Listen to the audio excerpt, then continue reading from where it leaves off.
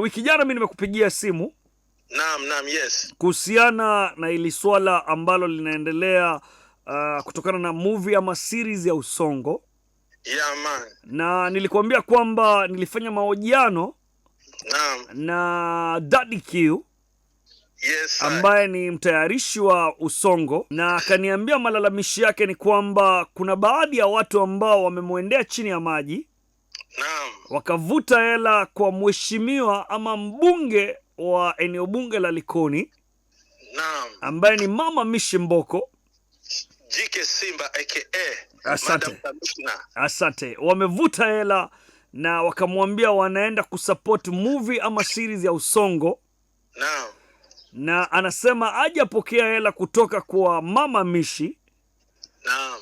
Isitoshe anadaiwa na Peter Mindila kwa sababu alichukua mkopo kwa Peter Mindila ili waweze kushoot ile series ya Usongo. Naam. Alafu baada ya hayo mambo kuja hewani, naam, kuna mtu kutoka kambi ya ofisi ya watu ambao walichukua hela kwa Mama Mishi. Naam. Na nitasoma jina lake, ambao alimtumia ujumbe kwenye message ya WhatsApp.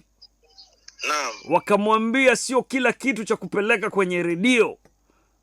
Naam. Naye akamjibu akamwambia, ni kwa sababu mimi roho yangu yaniuma, kumbe mlipewa hela na mniambii mimi nateseka kutafuta hela, nadaiwa na benki, nadaiwa na Peter, tena mama anasema ametoa hela za kusupport movie ya a series ya Usongo. Ya Usongo. Na Fisherman, mimi nakujua kama mkaribu na mtu ambaye anafanya hapa na pale na Mama Mishi Mboko.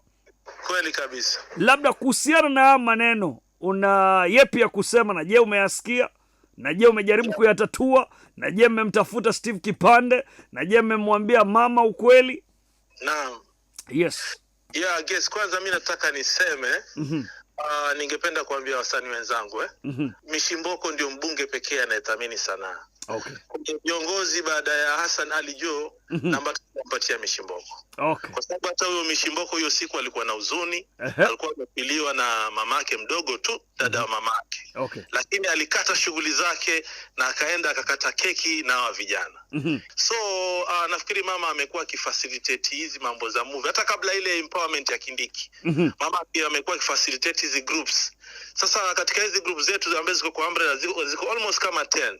Lakini kuna group moja ambayo inaitwa Timu Uwezo. Hawa nafikiri ndio wamefanya Usongo. Okay. Na hawa pia kuna movie wamefanya inaitwa Mheshimiwa, ambaye Mheshimiwa ameanza kwa facilitate kitambo. Okay. Sasa nafikiri hapa makosa labda tuseme mimi naweza yalaza katika hii team kwa sababu pengine hawakumweleza director wao kuna premiere, kwa sababu ili kuna launch na premiere. Yes. Premiere guest mkifanya huwa ile inaenda kulingana na ile uzinduzi wa kile kipindi kwenye TV. Okay. So yatakikana siku ile ile kama premiere iko leo, nyinyi inaonyeshwa kwanza kipindi alafu nyinyi mnafanya premiere. Yes. So mimi nilifuatilizia kwa deep, nikaenda ofisi nikapata kuwa hawa jamaa walimwambia Q ni ile timu yake ile ya kushoot wale cast. Nafikiri kuna viongozi pale kina Mzee Bege, kina Malalo, kina Salopi, ndio walimwambia nani Q, si lazima upande ndege uje kwa sababu hii ni premiere, wacha utakuja kwa uzinduzi wa launch. Hata mimi kwa upande wangu ofisi nilipiga makelele kwa sababu nilisema mimi nilikuwa nataka, kwa sababu mheshimiwa ashafund group nyingi za movie alizipata katika muda mmoja na wote washamaliza hizi series zao. Tulikuwa tunataka tufanye launch kama vile Q alikuwa amesema.